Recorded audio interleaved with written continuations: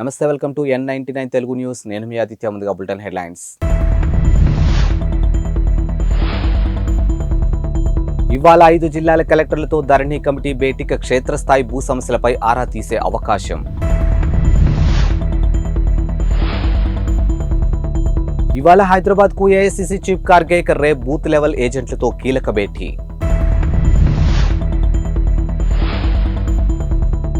సికింద్రాబాద్ నుంచి అయోధ్యకు special trains. ఇక అధికారికంగా ప్రకటించినటువంటి దక్షిణ మధ్య రైల్వే ధరణి పునర్నిర్మాణ కమిటీ ఇవాళ సచివాలయంలో 5 జిల్లాల కలెక్టర్లతో సమావేశం కాబోతుంది. ఇక రంగారెడ్డి, సిద్దిపేట, వరంగల్, ఖమ్మం, నిజామాబాద్ జిల్లా కలెక్టర్లు ఈ సమావేశానికి హాజరు కావాల్సిందిగా ఇప్పటికే వారికి సమాచారం పంపింది.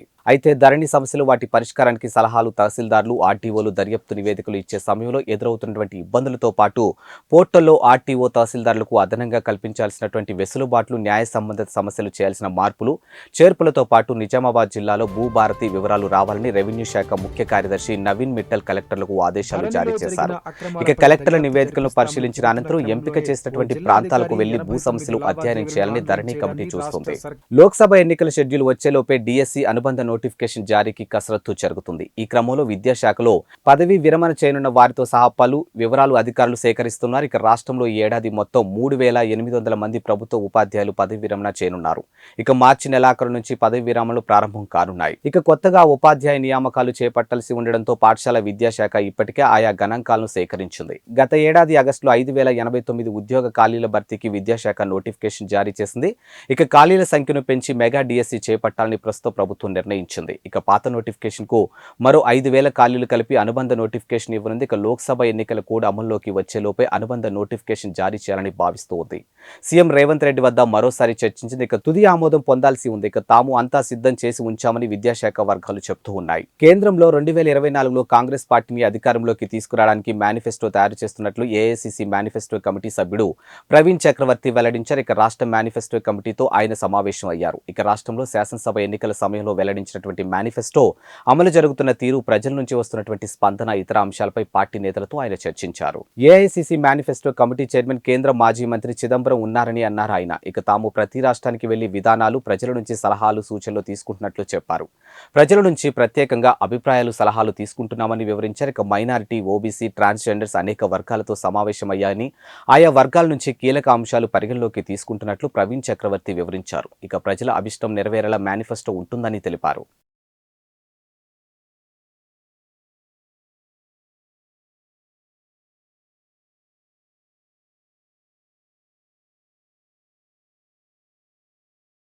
పార్లమెంటు ఎన్నికలను దృష్టిలో ఉంచుకొని రేపు ఎల్బీ స్టేడియంలో కాంగ్రెస్ బూత్ లెవెల్ ఏజెంట్లతో సమావేశం నిర్వహిస్తూ ఉన్నారు. ఈ సమావేశానికి ముఖ్య అతిథిగా ఏఐసిసి అధ్యక్షులు మల్లికార్జున ఖార్గే హాజరవుతున్నారు. బూత్ లెవెల్ ఏజెంట్లు అంతా హాజరయ్యేటట్లు చూడాలని సీఎం రేవంత్ రెడ్డి సూచించినట్లు పీసీసీ కార్యనిర్వాహక అధ్యక్షుడు మహేష్ కుమార్ గౌడ్ తెలిపారు. ఇక అసెంబ్లీ ఎన్నికలు పార్టీని గెలిపించడంలో బూత్ లెవెల్ ఏజెంట్లు క్రియాశీలకంగా పనిచేశారని ఆయన కొనియాడారు. ఇక పార్లమెంటు ఎన్నికలను అనుసరించాల్సినటువంటి విధానాలపై ఈ సమావేశంలో ఖార్గే దిశానిర్దేశం చేస్తారని అన్నారు.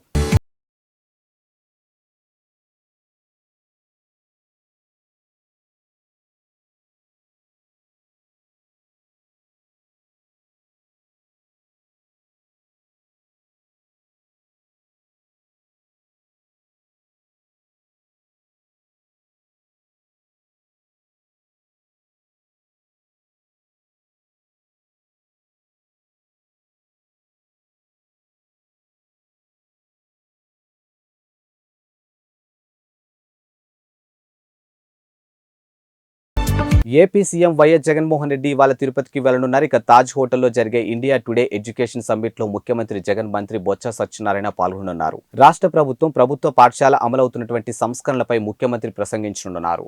ఈ మేరకు పర్యటన వివరాలు సీఎంఓ వెల్లడించింది. ఇక మధ్యాహ్నం 2:45 తాడేపల్లి నివాసం నుంచి సీఎం బయలుదేరనున్నారు. ఇక తిరుపతిలో తాజ్ హోటల్లో జరిగే ఇండియా టుడే ఎడ్యుకేషన్ సమ్మిట్ లో ముఖ్యమంత్రి పాల్గొని అనంతరం తాడేపల్లికి తిరుగు ప్రయాణం కానున్నారు. ఇక ముఖ్యమంత్రి తిరుపతి పర్యటన కోసం అధికారులు ఏర్పాట్లు చేస్తూ ఉన్నారు.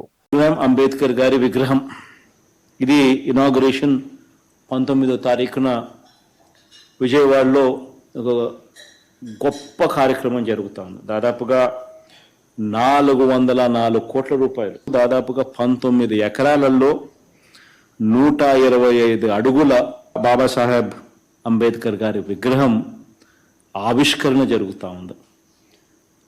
సోషల్ జస్టిస్కు ఒక ప్రతిరూపంగా నిదర్శనంగా ఈ కార్యక్రమం జరుగుతూ ఉంది. ప్రతి అడుగులోనూ కూడా ఈ సోషల్ జస్టిస్కి సంబంధించిన సందేశం సచివాలయం స్థాయి నుంచి మొదలు పెడితే రాష్ట్ర స్థాయి దాకా కూడా ప్రతి అడుగులోనూ ఈ సందేశం, ఈ మెసేజింగ్ కరెక్ట్గా జరగాలి. గ్రామ స్వరాజ్యం అంటే ఏమిటి అనే దానికి ఒక అర్థం చెబుతూ,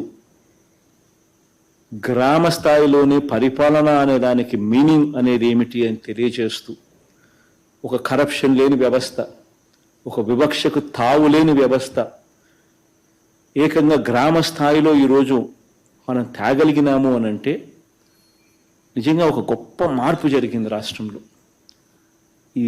ఈ మార్పుకు ప్రతిరూపంగా అంబేద్కర్ గారి విగ్రహం 19వ తారీఖున ఒక ఫినిషింగ్ టచ్ ఇది చేయబోయే కార్యక్రమం. ఏపీలో కాంగ్రెస్ పార్టీ ఎన్నికల సమరానికి సిద్ధమవుతూ ఉంది. ఏపీలో అసెంబ్లీతో పాటు పార్లమెంటు ఎన్నికలు సమీపిస్తున్న తరుణంలో కాంగ్రెస్ పార్టీ అభ్యర్థుల వేటలో నిగ్నమైంది. ఇవాల్టి నుంచి అసెంబ్లీ ఎంపీ స్థానాలకు పోటీ చేసే ఆశావాహుల నుంచి దరఖాస్తులు స్వీకరించేందుకు సిద్ధమైంది. నేటి నుంచి విజయవాడలోని ఆంధ్రరత్న భవన్లో కాంగ్రెస్ పార్టీ ఎమ్మెల్యే, ఎంపీ అభ్యర్థుల దరఖాస్తుల స్వీకరణ చేపట్టనున్నారు.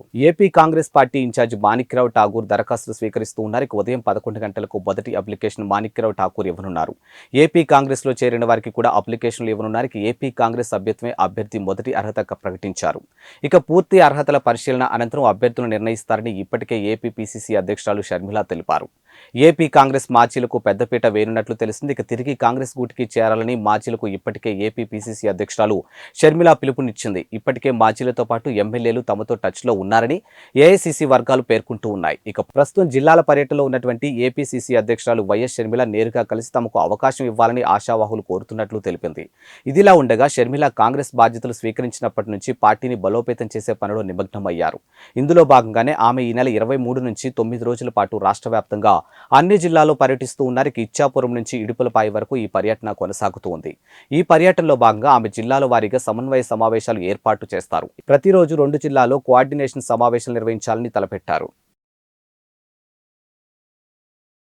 ఈరోజు వైఎస్ఆర్ తెలంగాణ పార్టీని కాంగ్రెస్ పార్టీలో విలీనం చేస్తున్నందుకు రాజశేఖర రెడ్డి బిడ్డగా నేను సంతోషిస్తున్నా. ఎందుకంటే ఈ రోజు నుంచి వైఎస్ఆర్ తెలంగాణ పార్టీ కాంగ్రెస్ పార్టీలో భాగమై, కాంగ్రెస్ పార్టీ ఉన్నంత వరకు వైఎస్ఆర్ తెలంగాణ పార్టీ కూడా కాంగ్రెస్ పార్టీలో భాగమై ఉంటుంది. కాబట్టి వైఎస్ఆర్ తెలంగాణ పార్టీ నాయకులు, వైఎస్ఆర్ తెలంగాణ పార్టీ కార్యకర్తలు నాతో పాటు ఈ రోజు చాలా సంతోషంగా ఇండియన్ నేషనల్ కాంగ్రెస్ పార్టీలో విలీనం కావడం జరుగుతుంది. రాజశేఖర రెడ్డి గారు బ్రతికున్నంత కాలం నమ్మకంగా కాంగ్రెస్ పార్టీకి సేవ చేయడమే కాకుండా రాజశేఖర రెడ్డి గారు చనిపోయే నాటికి కూడా కాంగ్రెస్ పార్టీకి సేవ చేస్తూనే చనిపోయారు. ఈ రోజు రాజశేఖర రెడ్డి బిడ్డ కాంగ్రెస్ పార్టీలో చేరుతుంది అంటే రాజశేఖర రెడ్డి గారికి చాలా సంతోషం, చాలా గర్వం కలిగించే విషయం అని నేను నమ్ముతున్నా. ఎందుకంటే ఈ రోజు మన దేశంలోనే అతిపెద్ద సెక్యులర్ పార్టీ కాంగ్రెస్ పార్టీ. కాబట్టి కాంగ్రెస్ పార్టీ మన స్వాతంత్రం వచ్చినప్పటి నుంచి పునాదులు వేయడం దగ్గర నుంచి ఈ దేశాన్ని కట్టడం దగ్గర వరకు కాంగ్రెస్ పార్టీ హస్తం ఉంది. ప్రతి వర్గాన్ని కలుపుకుపోతూ, ప్రతి విశ్వాసానికి, ప్రతి ఫెయిత్ కు నమ్మకం కలిగిస్తూ, ప్రతి సెక్షన్ ఆఫ్ ద సొసైటీలో కలుపుకుపోతూ ముందుకు వెళ్లిన party Congress party. Congress party ముందు కూడా రాహుల్ గాంధీ గారి నాయకత్వంలో బెజవాడలో వంగవీటి రాధా, బోండా ఉమా వర్గాల మధ్య సోషల్ మీడియాలో వార్ నడుస్తూ ఉంది. ఇక టీడీపీ సెంట్రల్ సీటు విషయంలో రాధా, ఉమా వర్గీయుల మధ్య పోరు ముదురుతూ ఉంది. ఇక వంగవీటి రాధను టీడీపీ నమ్మడం లేదంటూ 3 రోజుల క్రితం సోషల్ మీడియాలో పోస్టులు వైరల్ గా మారింది. ఈ పోస్టులను ఉమా వర్గీయులు చేసిన పనేనని రాధా వర్గం ఆగ్రహం వ్యక్తం చేస్తూ ఉంది. తాజాగా ఉమా టార్గెట్ గా సోషల్ మీడియాలో కౌంటర్ పోస్టులు వైరల్ అవుతూ ఉన్నాయి. ఇక రాధా వర్గమే ఇది చేసినట్టుగా ఉమా వర్గం భావిస్తుంది. నమ్మాలంటే ఏం చేయాలంటూ ఉమాకి వ్యతిరేకంగా కౌంటర్ పోస్టులు వైరల్ అయ్యాయి. ఇక పదవి కోసం పార్టీని బెదిరించాలా, చిన్నపిల్లలకు చావుకి కారణం అవ్వాలా, దేవుడి పేరుతో చందాలు పోగేయాలా, కార్పొరేటర్లకు టిక్కెట్లు అమ్ముకోవాలా, పదవి రాకపోతే కాపుల గొంతు కోసారని పార్టీకి కులానికి మధ్య విరోధం పెంచాలా, ఈసారి టిక్కెట్ రాదని అధికార పార్టీతో చర్చలు జరపాలా, అలా చేస్తేనే పార్టీ నమ్ముతుందా అంటూ చేసిన పోస్టులు వైరల్ అవుతూ ఉన్నాయి. రాధాపై 7 పాయింట్లతో పోస్టులు పెడితే 17 పాయింట్లతో ఉమాపై పోస్టులు చేయడం గమనార్హం. ఇక రాధా, ఉమా వర్గాల మధ్య కోల్డ్ వార్తో రాజకీయం హీట్ ఎక్కింది. ఆంధ్రప్రదేశ్లో ఎన్నికల సమయం దగ్గర పడుతున్న వేళ మాజీ మంత్రి బాలినేని శ్రీనివాసరెడ్డి సంచలన ప్రకటన చేశారు. ఇవే తన చివరి ఎన్నికలని, ఈసారి ఎన్నికల్లో పోటీ చేస్తున్నానని తెలిపారు. అయితే వచ్చే ఎన్నికల్లో మా అబ్బాయి పోటీ చేస్తారని వెల్లడించారు.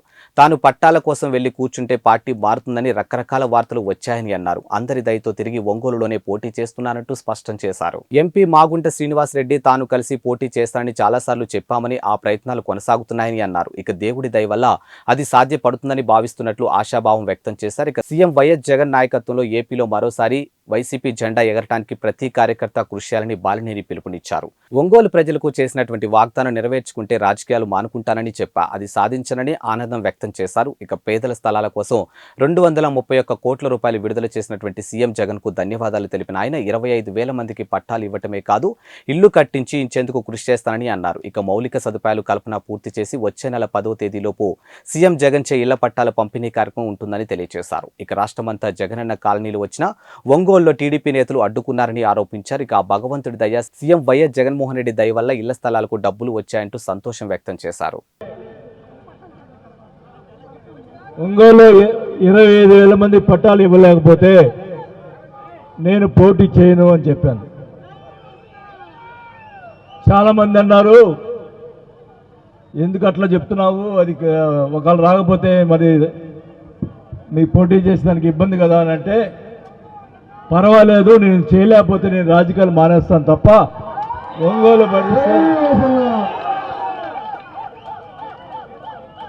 ఏ పరిస్థితిలో ఒంగోలు పట్టాలు ఇవ్వలేకపోతే ఇంకా మనం చేసిన దానికి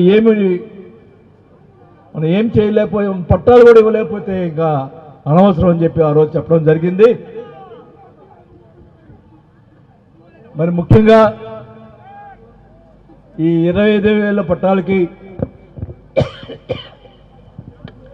231 కోట్ల రూపాయలు డబ్బులు ఇచ్చినందుకు ముఖ్యమంత్రి గారికి అందరూ కూడా ధన్యవాదాలు తెలియజేసుకుంటా ఉన్నా. జై జగన్.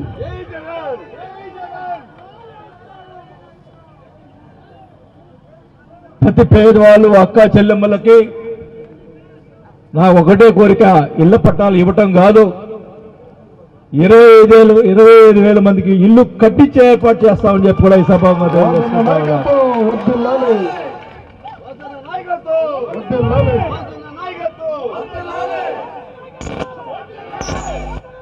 ఇప్పుడు డబ్బులు ఆల్రెడీ వచ్చున్నాయి. ఆ రైతులకి మొత్తం కూడా రేపెల్లుండో మొత్తం రైతులందరూ కూడా డబ్బులు వేయటం జరుగుతుంది. అక్కడ ఇన్ఫ్రాస్ట్రక్చర్ ముందుల రోడ్లు, కరెంటు ముందుల రోడ్లు వేసి, అంటే మళ్ళా ఎలక్షన్ కోడ్ వస్తే మళ్ళీ పట్టాలు ఇచ్చేదానికి ఇబ్బంది కాబట్టి ముందుల రోడ్డు వేసి ముఖ్యమంత్రి గారి చేతుల మీదుగా పట్టాలు ఇచ్చే కార్యక్రమం 10వ తేదీ లోపల జరుగుతుందని కూడా ఈ సభాముఖంగా తెలియజేసుకుంటా ఉన్నా.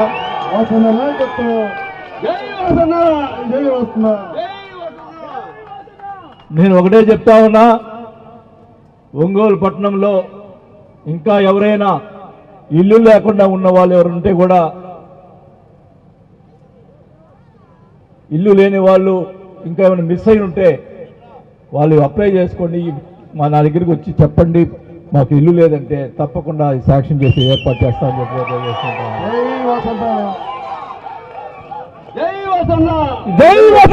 ఒకటే చెప్తా ఉన్నా, ఒంగోలులో ఇంకా పూరి గుడిసె అనేది ఉండకూడదు, ప్రతి ఒక్కరు కూడా పక్కా ఇల్లు అనేది ఉండాలని చెప్పి కూడా ఈ సభగా తెలియజేసుకుంటా ఉన్నాం.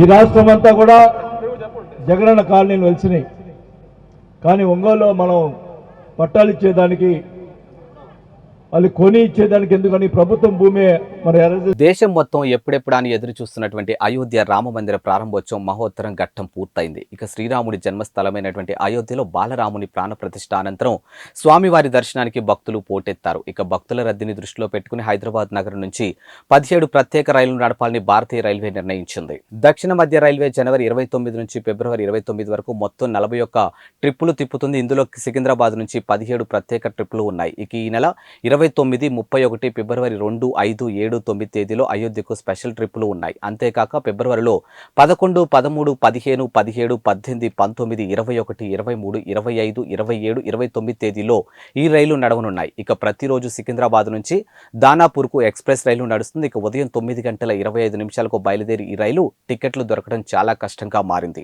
దీన్ని దృష్టిలో ఉంచుకొని ప్రతి శుక్రవారం హైదరాబాద్ నుంచి గోరఖ్పూర్ ఎక్స్ప్రెస్ ను కూడా దక్షిణ మధ్య రైల్వే అందుబాటులోకి తెచ్చింది. ఈ రైలు ఉదయం 10 గంటల 40 నిమిషాలకు బయలుదేరి అయోధ్యకు మరుసటి రోజు మధ్యాహ్నం 3 గంటల 30 నిమిషాలకు చేరుతుంది. ప్రపంచవ్యాప్తంగా చోటు చేసుకున్న పరిణామాల నేపథ్యంలో బంగారం ధరలు ప్రతిరోజు మార్పులు చేర్పులు జరుగుతూ ఉంటాయి. ఒక్కరోజు ధరలు తగ్గితే మరికొన్ని రోజుల్లో పెరుగుతూ ఉంటాయి.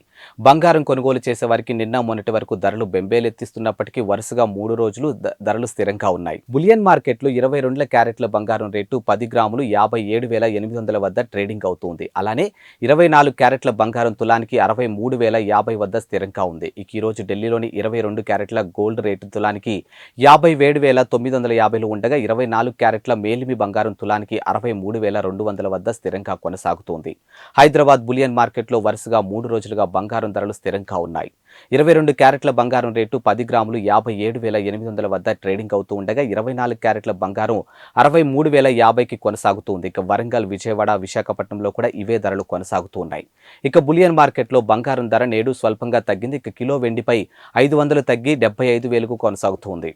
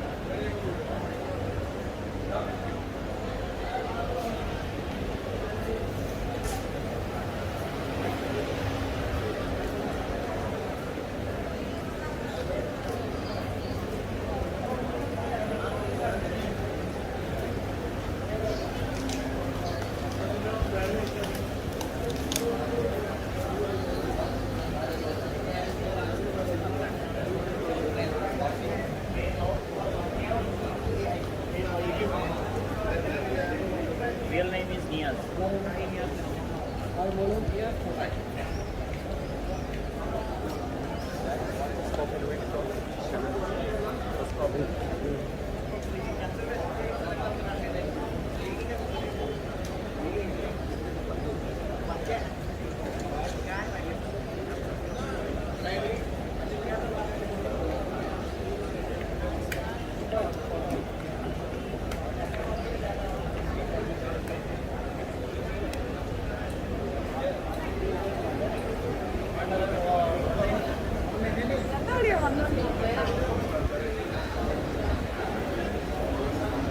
ఇవి వాల్టి బులెటిన్ అప్డేట్స్. మరో బులెటిన్తో మళ్ళీ కలుద్దాం. అంతవరకు సెలవు, నమస్కారం.